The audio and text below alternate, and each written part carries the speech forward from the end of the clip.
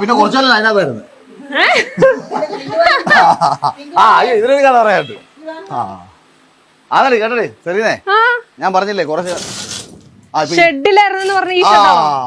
ഓ ഇതാണ് ആ ഷെഡ്. കുറച്ചു കാലം ഞാൻ താമസിച്ചത്.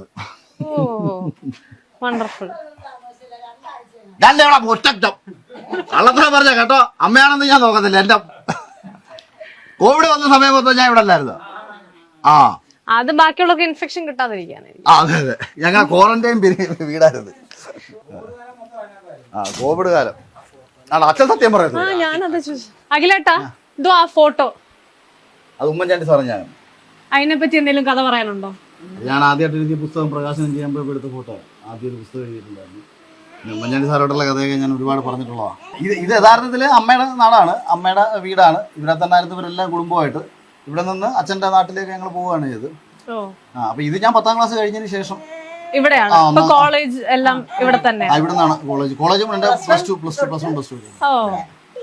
അപ്പൊ ഇവിടെ നിന്നാണ് എല്ലാ വീഴ്ചകളും സംഭവിച്ചത്. അതെ, താഴോട്ട് പോയെങ്കിലേ മേപ്പോട്ട് പോകാൻ പറ്റൂ. വേർത്ത് കുളിച്ച് അവശ നിലയിലായി അഖിലേട്ടൻ എങ്ങോട്ടാണോ ഇനി അടുത്തായിട്ട് കൊണ്ടുവന്നത്. സോ നമുക്ക് അടുത്ത സ്ഥലത്തേക്ക് പോവാം.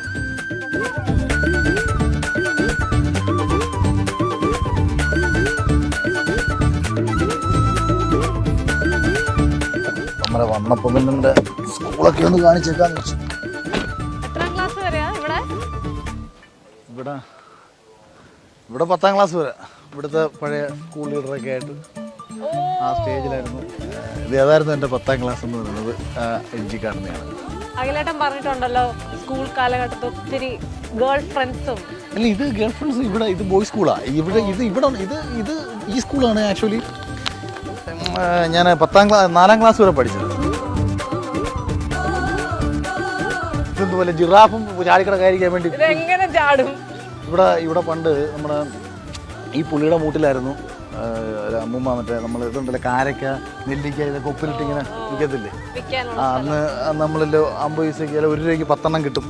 ഞങ്ങൾ ഇന്റർവ്യൂ സമയത്ത് ഓടി വന്ന് നിങ്ങൾക്ക് എന്താ വധിക്കാൻ കൊണ്ടിറങ്ങി വരാമല്ലോ.